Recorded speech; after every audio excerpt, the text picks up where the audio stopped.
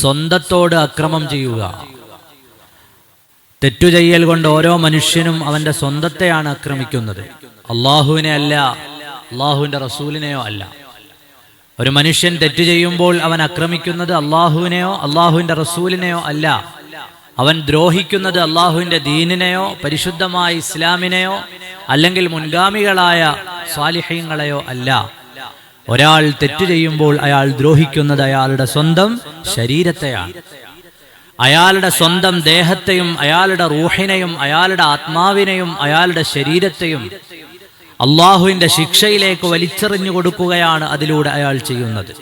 അതുകൊണ്ടാണ് ഫലാ തദ്ലിമു ഫീഹിന്ന അൻഫുസക്കും, പരിശുദ്ധമായ മാസങ്ങളിൽ തെറ്റു ചെയ്യരുത്, അത് ഗൗരവമേറിയ കുറ്റമാണ്. സാധാരണ മാസങ്ങളിൽ തെറ്റു ചെയ്യുന്നത് പോലെ അല്ല. അതിന്റെ അർത്ഥം ബാക്കിയുള്ള മാസങ്ങളിലൊക്കെ തെറ്റു ചെയ്യാം എന്നല്ല. മറിച്ച് അള്ളാഹു ആദരിക്കുകയും ബഹുമാനിക്കുകയും ചെയ്ത മാസങ്ങൾ, ആ മാസങ്ങളിൽ ശരിയായ പ്രവർത്തനങ്ങൾ ചെയ്യുകയും ശരീരത്തോട് സ്വന്തത്തോട് അക്രമം പ്രവർത്തിക്കാതിരിക്കുകയും ചെയ്യുക എന്നുള്ളത് പരിശുദ്ധമായ ഖുർആനിന്റെ നമുക്കുള്ള ആഹ്വാനമാണ്. ഇന്നത്തെ ഖുതുബ നമ്മളോട് പറയുന്നത് ഖൈറാത്തുകൾ വർദ്ധിപ്പിക്കാനാണ്. ഒരുപാട് നന്മകൾ ജീവിതത്തിൽ ചെയ്യണമെന്ന് നമ്മെ ഓർമ്മപ്പെടുത്തുകയാണ്. നന്മകളുടെ വാഹകരായിരുന്നു മഹാന്മാരായ നമ്മുടെ മുൻഗാമികളെല്ലാം. അവരിൽ നിന്ന് പകർത്താനും പഠിക്കാനും ലോകത്തിന് ഒരുപാട് പാഠങ്ങളുണ്ടായിരുന്നു. സയ്യിദുനാ മുഹമ്മദ് റസൂലുള്ളാഹി സ്വല്ലല്ലാഹു അലൈഹി വസല്ലമ തങ്ങളിൽ നിന്ന് അവിടുത്തെയുടെ ജീവിതത്തെ അടുത്തറിഞ്ഞ് കണ്ടറിഞ്ഞ് ജീവിതത്തിന്റെ ഓരോ നിമിഷങ്ങളിലും കൂടെ നടന്ന അസ്ഹാബു റസൂലില്ലാഹ് സ്വല്ലല്ലാഹു അലൈഹി വസല്ലം, അവരുടെയൊക്കെ ജീവിതങ്ങളിൽ നിന്ന് നമുക്ക് പഠിക്കാൻ, ലോകത്തിന് പഠിക്കാൻ ഖിയാമത്ത് നാൾ വരെ വലിയ വലിയ പാഠങ്ങളുണ്ട്. അള്ളാഹുവിന്റെ റസൂലിന്റെ സ്വഹാബത്തിൽ എല്ലാവരും ഉണ്ടായിരുന്നു.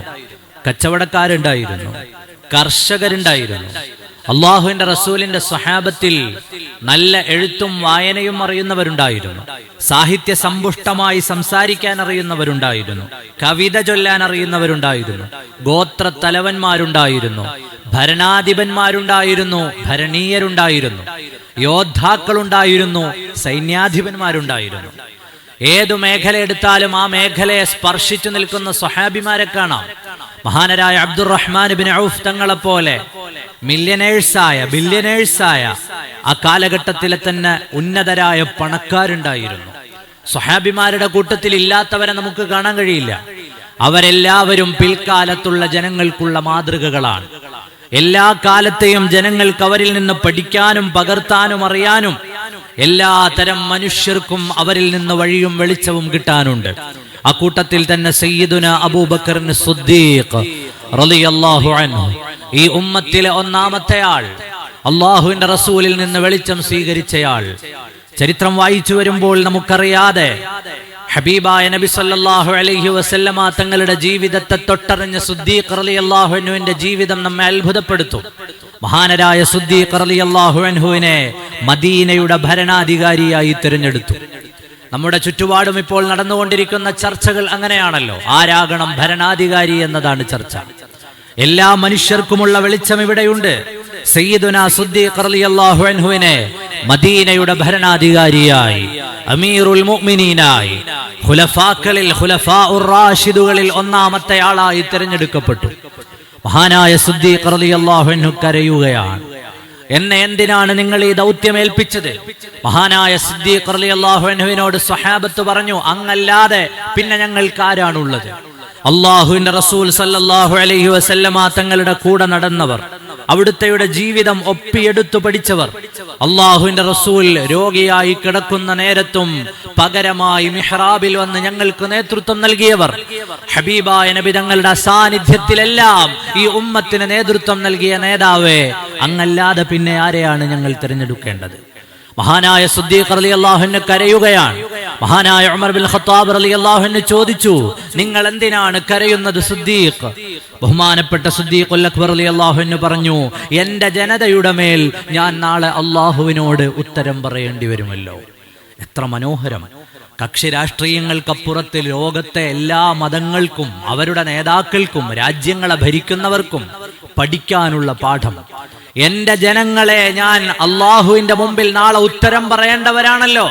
എന്റെ ജനങ്ങളോട് ഞാൻ എങ്ങനെ പ്രവർത്തിച്ചുവെന്ന്, അവരോട് നീതി ചെയ്തിട്ടുണ്ടോ എന്ന്, അവരോട് ന്യായം പറഞ്ഞിട്ടുണ്ടോ എന്ന് ഞാൻ നാളെ റബ്ബിന്റെ മുമ്പിൽ ഉത്തരം പറയേണ്ടി വരുമല്ലോ എന്ന് സയ്യിദുനാ അബൂബക്കർ സിദ്ദീഖ് റളിയല്ലാഹു അൻഹു, മഹാനായ ഉമർ ബിൻ ഖത്താബ് റളിയല്ലാഹു അൻഹു, അവിടുത്തെ നീതിയുടെയും നിഷ്ഠയുടെയും ജീവിത പാഠങ്ങൾ നമ്മൾ എത്രയോ കേട്ടിരിക്കുന്നു.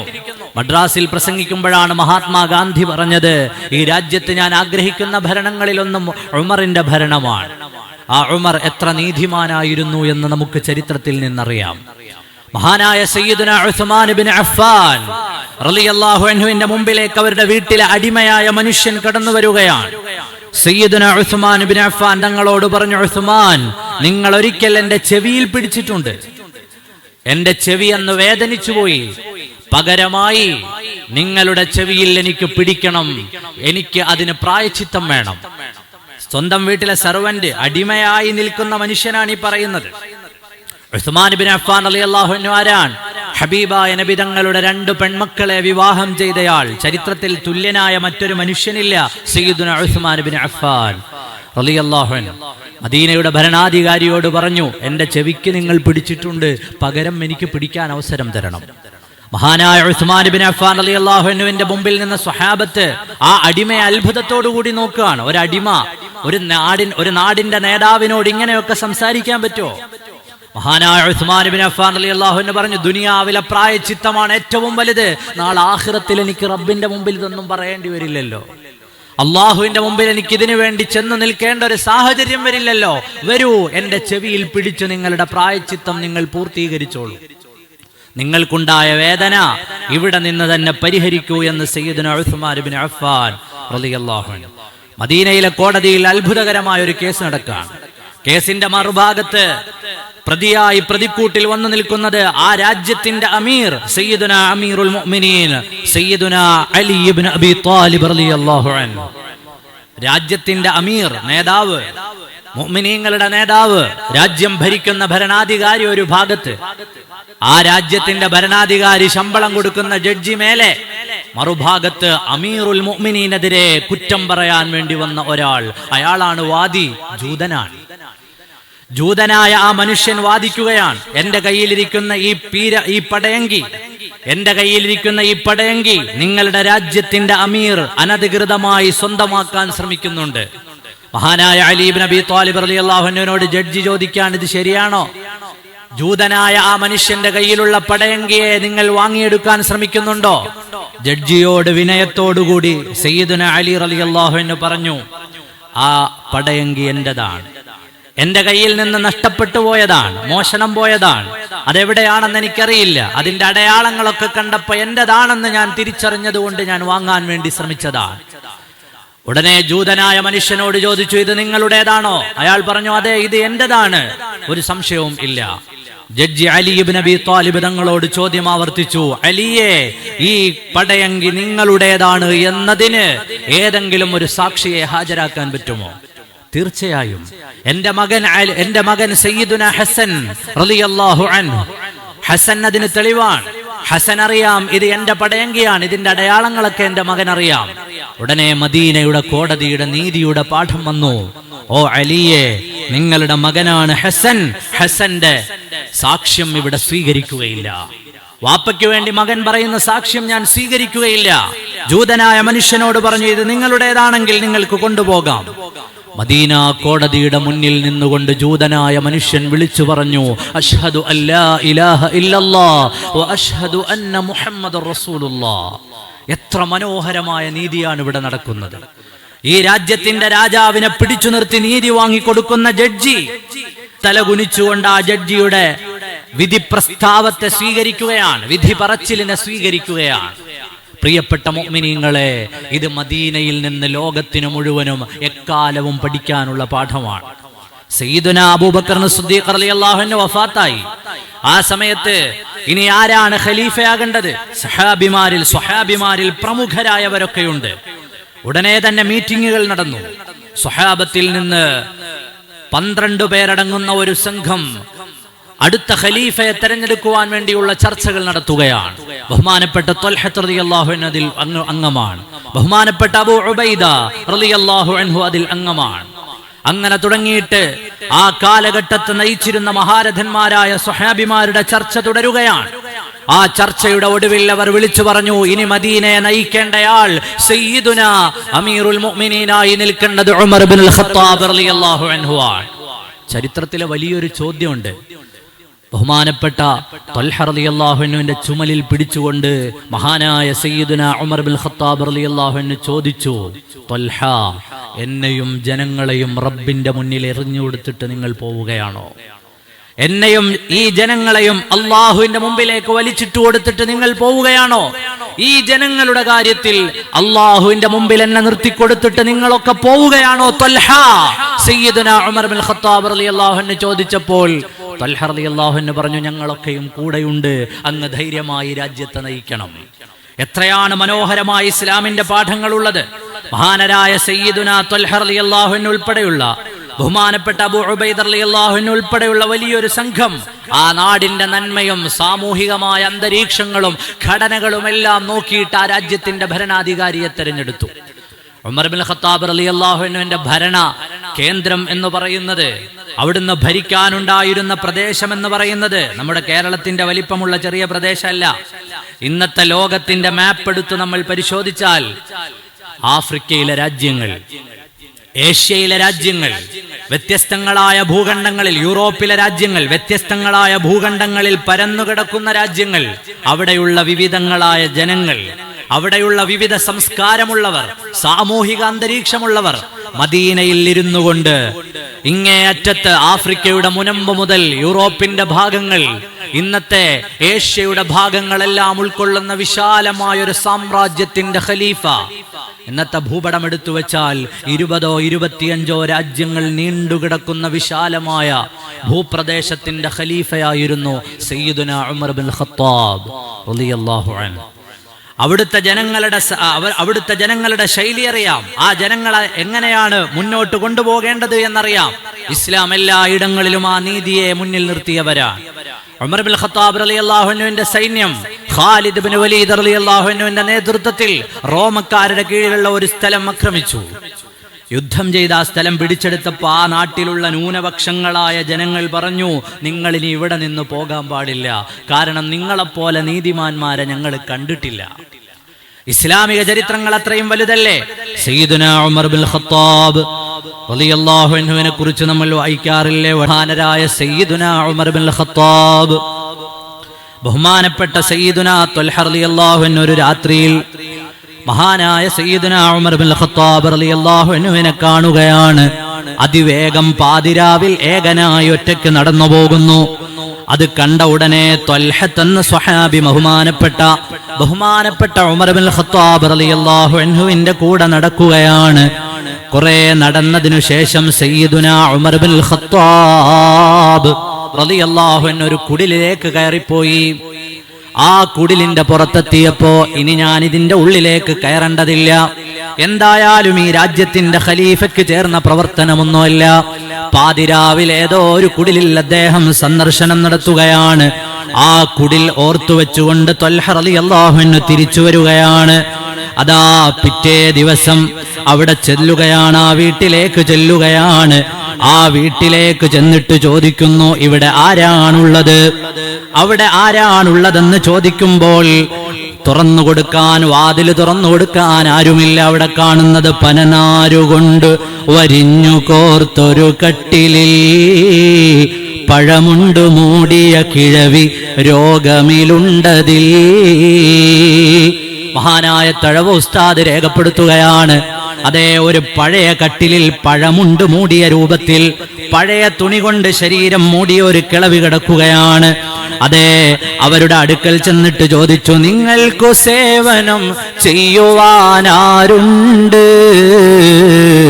അതിനുത്തരം, എനിക്ക് സൃഷ്ടാവുണ്ട്.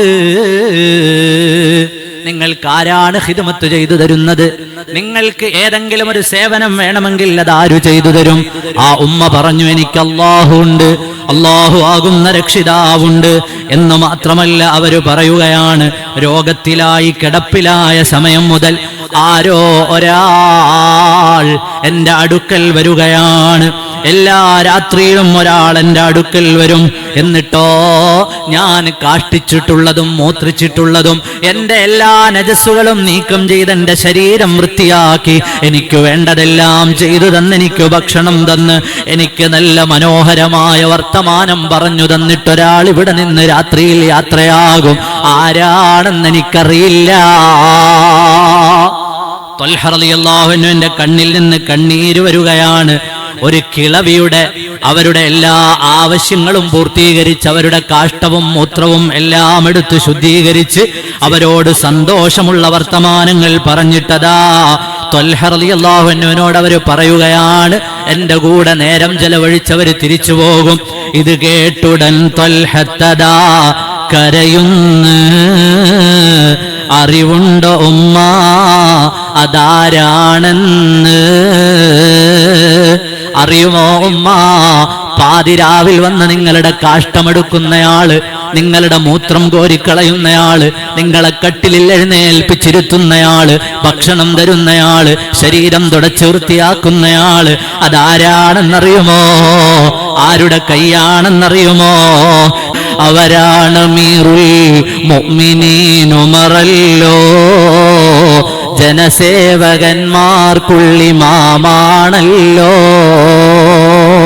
ഉമ്മ നിങ്ങളുടെ അരികിൽ വന്നിരുന്നിട്ട് നിങ്ങളുടെ എല്ലാ കാര്യങ്ങളും ചെയ്തു തരുന്നയാൾ സയ്യിദുനാ ഉമർ ഇബ്നുൽ ഖത്താബ് റളിയല്ലാഹു അൻഹു ആണ്. കിസ്റയും കൈസറും മുഖൗഖിസും ലോകത്തിന്റെ അധികാര കേന്ദ്രങ്ങൾ മുഴുവനും പേര് കേട്ടാൽ വിറക്കുന്ന മദീനയുടെ ഭരണാധികാരി അമീറുൽ മുഅ്മിനീൻ. എത്ര മനോഹരമായ ചരിത്രം! ലോകത്തിന്റെ വിവിധങ്ങളായ ഭാഗങ്ങളിൽ പരന്നുകിടക്കുന്ന പ്രജകളിൽ ഏതെങ്കിലും ഒരാൾ വിശന്നാൽ റബ്ബേ നിന്റെ മുമ്പിൽ ഞാൻ എങ്ങനെ ഉത്തരം പറയുമെന്നറിയാത്ത രാത്രികൾ. എന്റെ ആരെങ്കിലും ഒരു പ്രജകളിൽപ്പെട്ട ഏതെങ്കിലും ഒരാൾ സങ്കടപ്പെട്ടാൽ ഭരണാധികാരിയായ ഞാൻ റബ്ബിന്റെ മുമ്പിൽ ഉത്തരം പറയേണ്ടി വരുമോ എന്ന് പേടിച്ചു കഴിഞ്ഞുകൂടിയ നാളുകൾ. പ്രിയപ്പെട്ട മുഅ്മിനീങ്ങളെ, ഇസ്ലാം ലോകത്തിന് കൊടുക്കുന്ന മനോഹരമായ ലോകം ഭരിച്ചിരുന്ന മുൻഗാമികളുടെ ചരിത്രമാണിതെല്ലാം. ഇത് എല്ലാ കാലത്തും പറയാൻ പറ്റുന്ന ചരിത്രമാണ്. അവർക്കെല്ലാം അധികാരം അള്ളാഹുവിലേക്കുള്ള അടുപ്പമാണ്. നമ്മളെല്ലാവരും നമ്മുടെ കുടുംബങ്ങളുടെ അധികാരികളാണ്. നാളെ അള്ളാഹുവിന്റെ മുമ്പിൽ നമ്മുടെ കുടുംബങ്ങളെ കുറിച്ച് ഉത്തരം പറയേണ്ടവരാണ്. ലോകത്തുള്ള ഭരണാധികാരികൾക്കൊക്കെ പഠിക്കാനും പകർത്താനുമുള്ള പാഠങ്ങൾ മഹാന്മാരായ സ്വഹാബത്തിന്റെയും ഖുലഫാ ഉർ റാഷിദുകളുടെയും ജീവിതത്തിലുണ്ട്. മൂന്നാമതായി നമ്മുടെ അരികിലേക്ക് വലിയ പെരുന്നാൾ എത്തിച്ചേരുകയാണ്. ദുൽഹജ്ജിന്റെ പവിത്രമായ ദിവസങ്ങൾ വരുന്നു. പരിശുദ്ധമായ വലിയ പെരുന്നാൾ ദിവസത്തിലെ ഏറ്റവും ശ്രേഷ്ഠമായ അമൽ, വലിയ പെരുന്നാൾ ദിവസത്തിൽ അള്ളാഹുവിന് ഏറ്റവും ഇഷ്ടപ്പെട്ട അമൽ അത് ഉദ്ഹിയ്യത്ത് കർമ്മമാണ്. ഉദ്ഹിയ്യത്ത് കർമ്മത്തിന് വേണ്ടി നമ്മൾ എല്ലാവരും തയ്യാറാകണം. സമ്പന്നരായ ആളുകൾക്ക് മാത്രമല്ല ഉദ്ഹിയ്യത്തുള്ളത്. ഞാൻ ഉദ്ഹിയ്യത്തിനെ കുറിച്ച് കഴിഞ്ഞ തവണ വിശാലമായി പറഞ്ഞതുകൊണ്ടാണ് അതിലേക്ക് കൂടുതൽ കടന്നു പോകാത്തത്. മാത്രമല്ല, നമ്മുടെ നാടുകളിൽ ഒരുവിധം ആളുകളൊക്കെയും അത്തരം സത്പ്രവർത്തനങ്ങൾക്ക് വേണ്ടി ഇറങ്ങിത്തിരിക്കുന്നവരാണ്. അല്ലാഹു തആല എല്ലാവർക്കും ഖൈറു ബറക്കാത്തുകൾ ചെയ്യുമാറാകട്ടെ. ഉദ്ഹിയ്യത്തിനുള്ള മൃഗങ്ങളെ കണ്ടെത്തണം. ഉദ്ഹിയ്യത്തിൽ നമുക്കൊരെണ്ണത്തിന് വാങ്ങാൻ കഴിയില്ലെങ്കിൽ ഒരു ഷെയറെങ്കിലും കൂടാൻ കഴിയും. 7000 രൂപയോ 8000 രൂപയോ 11000 രൂപയോ ഒക്കെ കൊടുത്താൽ ഷെയറായി കൃത്യമായി 7 ആളുകൾ ചേർന്ന് അതിന്റെ നിയമങ്ങളും നിബന്ധനകളും ഒക്കെ ഒപ്പിച്ചുകൊണ്ട് നമുക്കതിൽ പങ്കുചേരാൻ കഴിയും. ഉദ്ഹിയ്യത്ത് എന്ന കർമ്മം ഹനഫി മദ്ഹബിൽ വാജിബാണ്, ശാഫിഈ മദ്ഹബിൽ മുഅക്കദായ സുന്നത്താണ്. കഴിവുണ്ടായിട്ട് ഉദ്ഹിയ്യത്ത് നിർവഹിക്കാത്തവൻ എന്റെ നിസ്കാരപ്പായയിലേക്ക് വരല്ല, മുസല്ലയിലേക്ക് വരല്ല എന്ന് സയ്യിദുനാ റസൂലുള്ളാഹി സ്വല്ലല്ലാഹു അലൈഹി വസല്ലം തങ്ങളുടെ ആ ഒരൊറ്റ വാക്കുമതി അതിന്റെ ഗൗരവം മനസ്സിലാക്കാൻ. അപ്പൊ മുഅക്കദായ ഒരു സുന്നത്താണ്. നമ്മുടെ ജീവിതത്തിൽ നമ്മൾ പലപ്പോഴും പലതരത്തിലുള്ള ആഘോഷങ്ങൾ സംഘടിപ്പിക്കും. മക്കളുടെ ബർത്ത്ഡേ സംഘടിപ്പിക്കുന്ന ആളുകളുണ്ട്, അതുപോലെ വിവാഹ വാർഷികങ്ങൾ സംഘടിപ്പിക്കുന്ന ആളുകളുണ്ട്. പലതരത്തിലുള്ള ചെലവുകൾ, തൊട്ടാൽ ചെലവാണ്, ചെറുപ്പക്കാർക്കൊക്കെ അറിയാം. പുതിയ വണ്ടി വാങ്ങിയാൽ ചെലവ്, ചെരുപ്പ് വാങ്ങിയാൽ ചെലവ്, ഡ്രസ്സ് വാങ്ങിയാൽ ചെലവ്, എല്ലാത്തിനും ചെലവാണ്. ചെലവ് കൊടുക്കാൻ വേണ്ടിയിട്ട് എത്രയോ പൈസ നമ്മൾ ചെലവഴിക്കാറുണ്ട്, കൂട്ടുകാർക്ക് ട്രീറ്റ് കൊടുക്കാൻ. ഇങ്ങനെ തുടങ്ങി നമ്മുടെ ജീവിതത്തിൽ തന്നെ പ്രാധാന്യമില്ലാത്തതിന് പലതിനും നാം മുൻതൂക്കം കൊടുക്കും. പക്ഷേ ഉദ്ഹിയ്യത്ത് പോലെയുള്ള മുഅക്കദായ സുന്നത്തുകൾ പലപ്പോഴും മറന്നുപോകും. പല മഹല്ലുകളും അങ്ങനെയാണ്, പല നാടുകളും അങ്ങനെയാണ്. പലതരത്തിലുള്ള ആഘോഷങ്ങൾ അവർ സംഘടിപ്പിക്കുമെങ്കിലും മുഅക്കദായ സുന്നത്തായ ഉദ്ഹിയ്യത്തിനെ മറന്നു പോകാറുണ്ട്. ഉദ്ഹിയ്യത്തിനെ മറന്നു പോകരുത്. ഉദ്ഹിയ്യത്ത് സംഘടിതമായി കഴിയുമെങ്കിൽ അങ്ങനെ ഒറ്റയ്ക്കാണ് കഴിയുന്നതെങ്കിൽ അങ്ങനെ നമ്മെക്കൊണ്ട് പറ്റുന്ന രീതിയിൽ പരമാവധി അതിലേക്ക് പരിശ്രമിക്കുകയും, പ്രിയപ്പെട്ട ചെറുപ്പക്കാരെ, ഉലഹിയത്ത് കൊടുക്കാൻ കയ്യിൽ 1 ലക്ഷം രൂപയോ 2 ലക്ഷം രൂപയോ ഒക്കെ ഒന്നും വേണമെന്നില്ല. അതുപോലെ പ്രിയപ്പെട്ടവരെ, നമ്മുടെ കയ്യിൽ ഉലഹിയത്തിന് ആവശ്യമായ സംഖ്യയുണ്ടോ, ഉലഹിയത്ത് എന്ന കർമ്മം നിർവഹിക്കുക. അതിലൂടെ കിട്ടുന്ന പുണ്യം എത്ര വലുതാണ്. അതിന്റെ രക്തം ഭൂമിയിൽ പതിക്കുമ്പോഴേക്ക് ആരാണോ ആ ബലികർമ്മം നിർവഹിച്ചയാൾ, അയാളുടെ മുഴുവൻ പാപങ്ങളും പൊറുക്കപ്പെടുമെന്ന് സയ്യിദുനാ റസൂലുള്ളാഹി സ്വല്ലല്ലാഹു അലൈഹി വസല്ലം. അതുകൊണ്ട് ഉലഹിയത്തിന് വേണ്ടി എല്ലാവരും ആത്മാർത്ഥമായി ഇടപെടണം. എന്ന് മാത്രമല്ല, നമ്മളെല്ലാ കൊല്ലവും സംഘടിപ്പിക്കുന്നത് പോലെ അൽഹംദുലില്ലാ നമ്മുടെ മഹല്ല് അതിൽ വലിയൊരു മാതൃകയാണ്. മുൻഗാമികളായ ആളുകൾ എല്ലാവർക്കും അല്ലാഹു തആല ബർക്കത്ത് ചെയ്യുമാറാകട്ടെ. അവരൊക്കെ എങ്ങനെ സംഘടിപ്പിച്ചത് കൊണ്ടാണല്ലോ പിൻഗാമികളായ നമുക്കൊക്കെ അത് കാണാനും കൂടാനും ഒക്കെ പറ്റുന്നത്. ആ നിലയിൽ കേരളത്തിൽ തന്നെ വലിയ ഉലഹിയത്ത് നടക്കുന്ന മഹല്ലാണ് നമ്മുടേത്. അതിന്റെ കൃത്യമായ വിതരണം കൊണ്ടും എല്ലാ ആളുകളും അതിൽ പങ്കെടുക്കുന്നത് കൊണ്ടും സജീവമായി സഹകരിക്കുന്നത് കൊണ്ടും അൽഹംദുലില്ലാ വളരെ മനോഹരമായി നമ്മളത് നടത്താറുണ്ട്. അക്കൂട്ടത്തിൽ എനിക്ക് പറയാനുള്ളത്, ഉലഹിയത്ത് ഒരു ഇബാദത്താണ്. ഉലഹിയത്ത് ഒരു വലിയ ഇബാദത്താണ്. അതിന്റെ രക്തം ഭൂമിയിൽ വീഴുന്നതോടെ നമ്മുടെ പാപങ്ങളൊക്കെ പൊറുക്കാനുള്ളതാണ്. ചെയ്യുന്നതൊരു അമലാണ് എന്ന ഓർമ്മയിൽ ഇതൊരു ഇബാദത്താണ്, ഇതിൽ എനിക്ക് കൂലി കിട്ടാനുള്ളതാണ്. അള്ളാഹു എനിക്ക് കൂലി തരണമെങ്കിൽ ഞാൻ അതിന്റെ പവിത്രത കാത്തു സൂക്ഷിച്ചുകൊണ്ട് ചെയ്താലേ അള്ളാഹു എനിക്ക് കൂലി തരും. അള്ളാഹു എനിക്കതിന്റെ കൂലി തരണമെങ്കിൽ അള്ളാഹു പറഞ്ഞതുപോലെയാണല്ലോ അത് ചെയ്യേണ്ടത്. വലിയ ഒരു വിധേയത്വമാണ് നമ്മൾ അതിലൂടെ കാണിക്കുന്നത്. അള്ളാഹുവിന്റെ മാർഗത്തിൽ ബലി കൊടുക്കുന്നതിലൂടെ നാം വലിയൊരു ത്യാഗമാണ് നിർവഹിക്കുന്നത്. അള്ളാഹു അത് കബൂൽ ചെയ്യുമാറാകട്ടെ. അതിന്റെ പ്രതിഫലം പറഞ്ഞാൽ തീരുകയില്ല. ഈ വാഹനം നാളെ നമുക്ക് മഹ്ശറയിൽ ഉപകാരപ്പെടേണ്ടതാണ്, സിറാത്തിന്റെ മേലെ ഉപകാരപ്പെടേണ്ടതാണ്. ഈ ചിന്തയൊക്കെ നമ്മുടെ കൽബിൽ ഉണ്ടാകണം. അപ്പോ അത്തരം പ്രവണതകളൊക്കെ മാറ്റിവെച്ച് വളരെ സന്തോഷകരമായ തരത്തിൽ, വളരെ ആവേശത്തോടുകൂടി തന്നെ, ഒട്ടും ആവേശം കുറയാതെ കഴിവിന്റെ പരമാവധി ചെയ്യാൻ പറ്റുന്നവരൊക്കെയും, ഒരുപക്ഷെ നമ്മുടെ ജീവിതത്തിൽ ഇനി ഒരു വർഷം ചെയ്യാൻ കഴിഞ്ഞില്ലെങ്കിലോ ഒരു 10,000 രൂപയോ 15,000 രൂപയോ ഒക്കെ ഉണ്ടെങ്കിൽ ഷെയർ ചേരാനെങ്കിലും പറ്റുമെങ്കിൽ, ഒരു കുടുംബനാഥൻ ഷെയർ ചേരുന്നതിലൂടെ ആ കുടുംബത്തിന് മുഴുവനും അതിന്റെ അനുഗ്രഹം ലഭിക്കുമെന്ന് മഹാന്മാരായ ഫുഖഹാ പറഞ്ഞതു കാണാം. അപ്പോൾ നമുക്കെല്ലാവർക്കും കൂലി കിട്ടുന്ന ഒരു സൽക്കർമ്മം എന്ന നിലയിൽ വളരെ ഉത്തരവാദിത്തത്തോടുകൂടി ഉലഹിയത്തിന്റെ കാര്യങ്ങളിൽ ഗൗരവമായി നിങ്ങളെല്ലാവരും ശ്രദ്ധിക്കുകയും ഉലഹിയത്ത് കർമ്മം വളരെ പൂർവോപരി ഭംഗിയായി നടത്തുന്നതിനു വേണ്ടി നിങ്ങളുടെ എല്ലാവരുടെയും ഇടപെടൽ അതിൽ ഉണ്ടാവുകയും വേണം. അല്ലാഹു റബ്ബുൽ ആലമീൻ ഇക്കാലമത്രയും അത്തരം കർമ്മങ്ങൾ ചെയ്ത് മറ്റുള്ള നാടുകൾക്ക് മാതൃകയാകുന്ന തരത്തിൽ ഉലഹിയത്തും അനുബന്ധ കർമ്മങ്ങളും നിർവഹിച്ച നമ്മുടെ നാടിന് അല്ലാഹു ബറക്കത്ത് ചെയ്യുമാറാകട്ടെ. മുൻഗാമികൾക്ക് അല്ലാഹു അനുഗ്രഹം വർദ്ധിപ്പിക്കുമാറാകട്ടെ. അവരിൽ നിന്ന് മരണപ്പെട്ടവർക്ക് അല്ലാഹു മഗ്ഫിറത്ത് ചെയ്യുമാറാകട്ടെ. നമുക്കും മാതൃകായോഗ്യമായതൊക്കെ സംഘടിപ്പിക്കുവാൻ അല്ലാഹു തൗഫീഖ് ചെയ്യുമാറാകട്ടെ. നമ്മുടെ തെറ്റുകുറ്റങ്ങളൊക്കെ റബ്ബ് പുറത്തു മാപ്പാക്കി തരുമാറാകട്ടെ.